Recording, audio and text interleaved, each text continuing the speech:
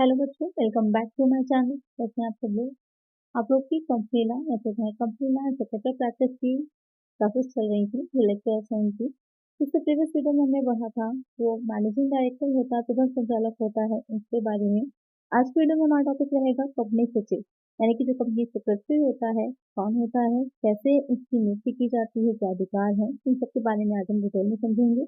तो वीडियो को शुरू करते हैं। तो शुरू करने से पहले जिन बच्चों ने सब्सक्राइब नहीं किया है, सब्सक्राइब कर लीजिए। वीडियो अच्छी लगेगी लाइक कर दीजिएगा और फ्रेंड्स साथ वीडियो को शेयर भी करना है। अगर आपने प्रीवियस वीडियो नहीं देखी है तो चैनल पे इसकी एक प्लेलिस्ट अपलोड है, देख लीजिए। सारी वीडियोस आपको एक साथ मिल जाएंगी चैप्टर वाइज। आज जो हम बात कर रहे हैं कंपनी सचिव यानी कि कंपनी सेक्रेटरी के बारे में कि कौन होता है या इसकी डिफिनेशन क्या दे रखी है। तो काफी बच्चे थोड़ा सा कंफ्यूज होते हैं कि डायरेक्टर कौन होता है और सचिव कौन होता है, क्या डिफरेंस है दोनों में। तो ये समझ लेते हैं। इसी की जो कंपनी अधिनियम में सचिव की डिफिनेशन दे रखी है, सबसे पहले हम वो देखते हैं। धारा 2 की उपधारा 24 के अनुसार सचिव का तात्पर्य एक ऐसे कंपनी सचिव से है जो कंपनी सचिव अधिनियम 1980 की धारा 2 उपधारा 1 उपधारा ग के अंतर्गत आता हो, और ऐसा अन्य व्यक्ति भी सचिव की परिभाषा में शामिल किया जाता है जिसके पास निर्धारित योग्यताएं हों और उन कर्तव्यों को करने के लिए नियुक्त किया गया हो जो इस अधिनियम के अंतर्गत सचिव द्वारा किए जाने चाहिए तथा लिखित या प्रशासनिक कर्तव्यों के अंतर्गत किए जाने चाहिए। तो उन्होंने जो डिफिनेशन दी है तो थोड़ा सा घुमा करके दे दी है कि कंपनी सचिव कौन होता है। कंपनी सचिव वो व्यक्ति रहता है जिसको कि कंपनी अधिनियम के अंतर्गत कंपनी सचिव के तौर पर नियुक्त किया जाएगा और उसे सचिव की तरह, सेक्रेटरी की तरह कार्य करने के अधिकार दिए जाएंगे, उसके दायित्व निर्धारित किए जाएंगे। वो व्यक्ति कंपनी सचिव कहलाता है। स्पष्टीकरण में हम देखते हैं कि क्या इस परिभाषा का स्पष्टीकरण है। तो सबसे पहला पॉइंट जो उन्होंने कहा है कि इस परिभाषा के अनुसार किसी फर्म या कंपनी को सचिव की तरह नियुक्त नहीं किया जा सकता, केवल व्यक्ति ही सचिव नियुक्त किया जाएगा। यानी कि कोई कंपनी या फिर कह सकते हैं कि जो व्यक्तियों के समूह होते हैं, फर्म जिसे कहा जाता है, वो कंपनी सचिव नहीं होंगे। केवल एक इंडिविजुअल, एक व्यक्ति ही कंपनी सचिव बन सकता है। दूसरे पॉइंट में उन्होंने कहा है कि ऐसा व्यक्ति ही सचिव होगा जो कंपनी सचिव अधिनियम 1980 की धारा 2 की उपधारा 1 की उपधारा ग की व्यवस्थाओं को पूरा करता हो। यानी कि जो उन्होंने कंपनी सचिव की एक अधिनियम बनाया है, इसके अंतर्गत जो धाराएं दे रखी हैं, उसमें जो योग्यताएं बताई होंगी उसके अंतर्गत आता हो। फिर नेक्स्ट आता है निर्धारित योग्यताएं। वह व्यक्ति ही कंपनी का सचिव हो सकता है जो निर्धारित योग्यताओं को पूरा करता हो। अब क्या योग्यताएं हैं आगे हम देखेंगे कि योग्यताएं जो बताई होंगी कि क्या होनी चाहिए। तो वहाँ पर योग्यताओं में आपको ये बताया होगा कि पागल दिवालिया ना हो, किसी भी तरह का कोई भी उस पर कोई भी न्यायालय द्वारा वाद न लाया गया हो कभी, या फिर अंशों से रिलेटेड हो सकता है कि कितनी अंश पूंजी उसके पास होनी चाहिए, या क्या उसकी योग्यता चार्टर्ड अकाउंटेंट हो, इस तरह से रिलेटेड होंगी, आगे देखेंगे हम। फिर नेक्स्ट आ जाएगा कि कंपनी अधिनियम के अंतर्गत कर्तव्यों का पालन। यह व्यक्ति सचिव कहलाएगा। जिसकी भी नियुक्ति की जाएगी उसको कुछ कर्तव्य होंगे, कुछ ड्यूटीज होंगी, कुछ लाइबिलिटीज होंगी, उसका पालन करना उसके लिए अनिवार्य है। फिर आ जाता है लिखित या प्रशासनिक कार्य। लोग कौन से कार्य करेगा, क्योंकि यही से डिफाइन होता है कि एक कंपनी सचिव क्या होता है।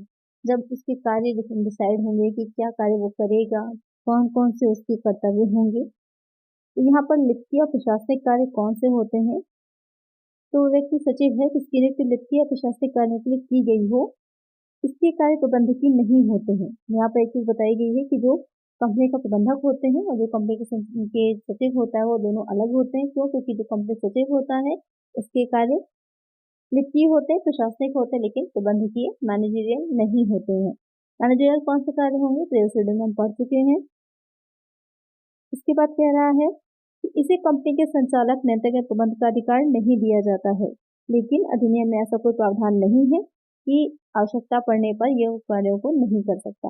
यानी कि वैसे तो संचालन क्या कंपनी को डायरेक्ट करने का, कंट्रोल करने का, या फिर जो प्रबंधकों के अधिकार हैं उसको नहीं दिए जाते हैं, लेकिन कोई स्पेशली ऐसा प्रोविजन नहीं किया गया है कि कोई अधिकार इनको ना दिया जाए। यानी आवश्यकता पड़ने पर ये कार्य भी कर सकता है। तो यहाँ पर उसे ये अधिकार भी होते हैं, तो उसे कार्यकारी सेक्रेटरी, एग्जीक्यूटिव सेक्रेटरी कहा जाता है, वरन ये नैतिक सेक्रेटरी यानी कि रूटीन सेक्रेटरी होता है। यानी कि जब वो इस तरह के कार्य करेगा तो वो किस तरह का एग्जीक्यूटिव सेक्रेटरी हो जाएगा, लेकिन नॉर्मली वो सिर्फ सेक्रेटरी ही माना जाता है। तो आपको समझ में आ गया होगा कि सेक्रेटरी कौन होता है। लॉर्ड इजर ने जो अपने एक मत रखा था, बहुत अच्छे से उन्होंने डिफाइन किया है कि जो सचिव होता है केवल एक सेवक होता है। उसका कार्य उन सब कार्यों को करना है जो उससे करने को कहा जाएगा और कोई भी व्यक्ति यह अनुमान नहीं लगा सकता कि उसे किसी भी कार्य के लिए प्रतिनिधित्व का अधिकार है। न यही अनुमान लगाया जा सकता है कि उसके द्वारा दिए हुए विवरण बिना जांच के विश्वसनीय माने जाते हैं। यानी कि वो सारे कार्य करेगा जो उसे सौंपे जाते हैं, कौन कौन से कार्य होंगे इस पर पूरी तरह से कोई अनुमान नहीं लगा सकता, और साथ ही जो भी विवरण यानी कि जो भी स्टेटमेंट्स इसमें दिए होंगे उनकी भी जांच की जा सकती है। ये नहीं माना जाएगा कि 100% करेक्ट ही होंगे। तो आपको समझ में आ गया कि जो कंपनी सचिव होता है एक कंपनी के सेवक की तरह होता है।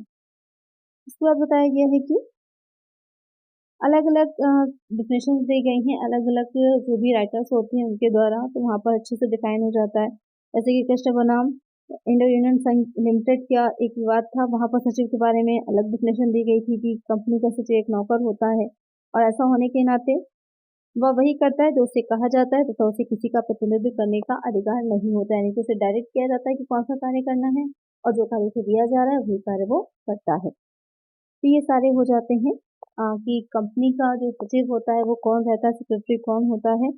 तो अगर हम शॉर्ट में कहें तो एक प्रमुख अधिकारी की तरह है, उसे सेवक भी कहा जा सकता है।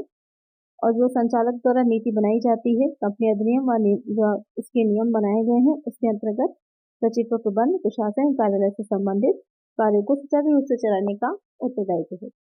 यानी कि जो संचालक द्वारा कार्य दिए जा रहे हैं प्रबंध प्रशासन एवं कार्यालय से संबंधित वो सारे कार्यों को एक कंपनी सचिव करता है। तो आपको समझ में आ गया होगा कंपनी का सचिव कौन होता है। आइए देखें आप फिर कंपनी सचिव की योग्यताएं क्या होती हैं।